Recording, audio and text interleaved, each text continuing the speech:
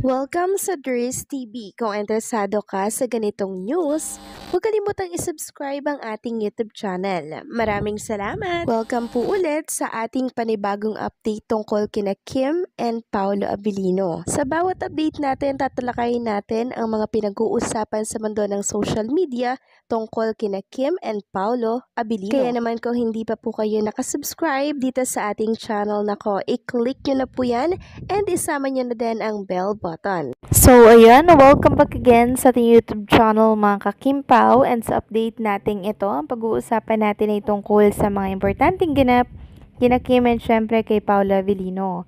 Pero bago po ang lahat, maraming salamat sa inyong patuloy po na pagsuporta at pagsubaybay sa mga daily update natin. Kaya naman bilang pasasalamat, narito po ang mga napili nating komento patungkol yan sa naging previous update natin. Una komento mula po ito kay Jairus Kitchen. Sabi niya, sana lahat ng supporters ni Jay ay mag-move on na kasi 1 year na nga silang GF and BF ni Echo.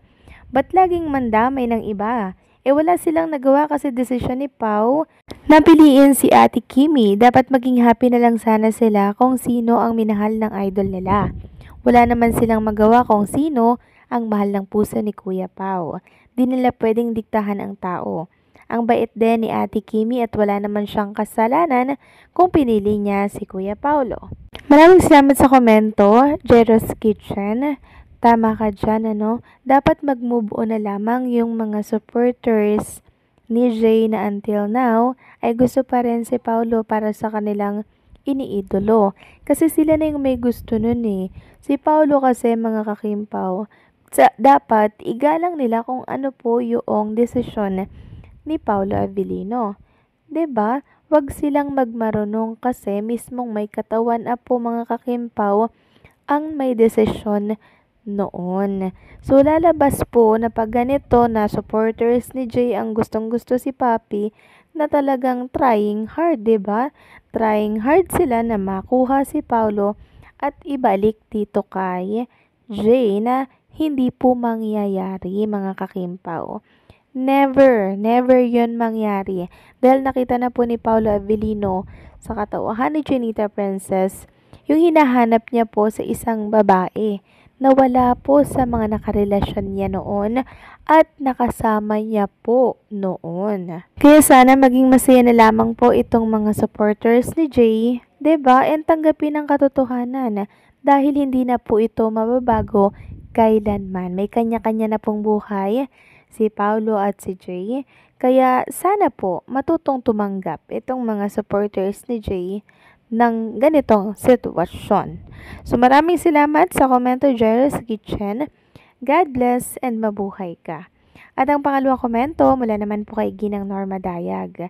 Sabi niya, Ders, nanood ako sa Showtime pero very short ang exposure. Lie low lang tayo kasi di nila mahabol si Kimi at di na babalikan kung ano ang idinura ni Pau ay di na babalikan. Ayaw lang maarte, trying hard na galing in decent family. Wow, feeling yung isa na galing sa elitist family? No way. We know that family background of their family bashers. Please refrain from your bash. Before you judge others, look at yourself mo.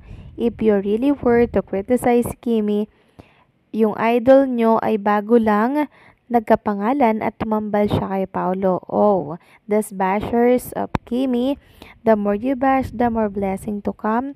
God bless Kim Pao. Maraming salamat po sa komento, Ginang Norma Dayag. Huwag po kayong magpapastress masyado sa mga bashers. Tinatalakay po natin yan dito sa mga update natin nang sa ganun malaman po ng lahat. Pero, huwag po kayong may stress, okay? Hayaan nyo na po akong maka-stress dito kasi kaya ko naman po itong i-handle. Pero pag po kasi kayo na mga seniors na, bawal na pong ma-stress, okay? Happy lang tayo per Kim and Paulo at isipin na lang natin yung mga masasayang alaala ni Kim and Paulo, 'di ba? Na until now, sobrang lalim ng relasyon nilang dalawa. So, yun na lang yung pangapitan natin. Yun na lang yung panghawakan natin laban dito sa mga pambabatikos sa kanila, okay? So maraming salamat po sa komento, Ginang Norma Dayag. God bless po sa inyo at mabuhay kayo. So ito na nga, pag-usapan na natin mga kakimpaw, yung main topic natin sa update na to. So, di ba natalakay na po natin mga kakimpaw yung nangyari po sa It's Showtime na pagbanggit ni Kim Chiu sa pangalan po ng isang grupo na nag-guest po dito sa It's Showtime, which is yung Four of Spades. Pero, ang pagbanggit po ni Kim Chiu ay Ivy of Spades. Di ba nasabi ko na po sa inyo mga kakimpaw na binatikos po si Kim Chiu dahil dito. Diba? And nag-trending ito sa X at pinag-uusapan ito ngayon. Bakit? Kasi po kinall out ni Chinita Princess yung isang account na talaga namang pumansin ng kanyang pagkakamali. Ang dami-dami nga naman po mga kakimpaw na pwedeng pansinin na problema ng Pilipinas. Pero bakit yung pagkakamali pa ni Chinita Princess na halos naman tayong lahat ay nagkakamali? Sabi ko nga po, walang perpekto. 'Di ba? Okay lang magkamali, valid 'yan. 'Di ba? Lahat naman tayo nagkakamali. So ngayon, ito po yung sinabi ni Kim Chiu. Kagabi to mga kakimpaw, di ko po na-update sa inyo. Sabi ni Kim, "Let me just clear this out.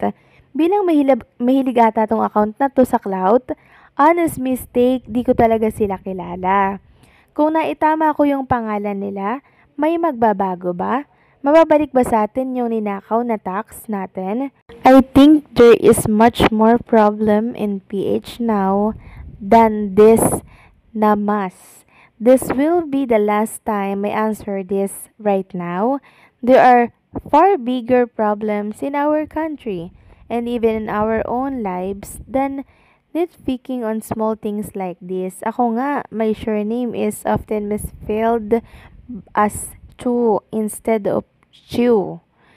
Pero never ko namang pinapalaki or ginagawang issue. Ang hirap sa iba, instead of lifting each other up, we pull on one another down, crab mentality. Kaya walang pinagbago ang Pilipinas. Sana mas piliin na lang natin magtulungan para sa ikakaunlad ng lahat. Mas kailangan ng bansa natin ang boses mo doon sa tunay na laban. Sa tunay na problema, sa tunay na kalaban, pare-pareho tayong lumalaban sa buhay ng patas. Be considerate. Be kind. So nice pa rin yung way ni Chinita Princess ng pag-call out dito po sa isang account dito po yan sa X. Diba? Very nice mga kakimpaw. And hopefully, yung pagkakamaling yun, wag na sanang palakihin. Tama si Kim Chiu.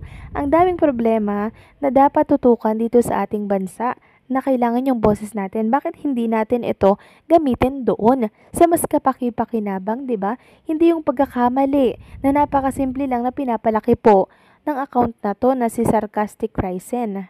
So, tama lang itong ginawa po ni Chinita Princess mga kakimpaw kasi sumusobra na po sila eh. At kung hindi po si Kim Chiu mag-call out ng ganito, lagi-lagi po nilang babarahin at alipustahin ng isang Chinita Princess. Kaya kudos kay Kim Chiu, tama ang sinabi niya, very nice way kahit na siya po ay natatapakan na. So, anong say nyo dito mga kakimpaw? Please comment down below and don't forget to like, share, comment, and subscribe.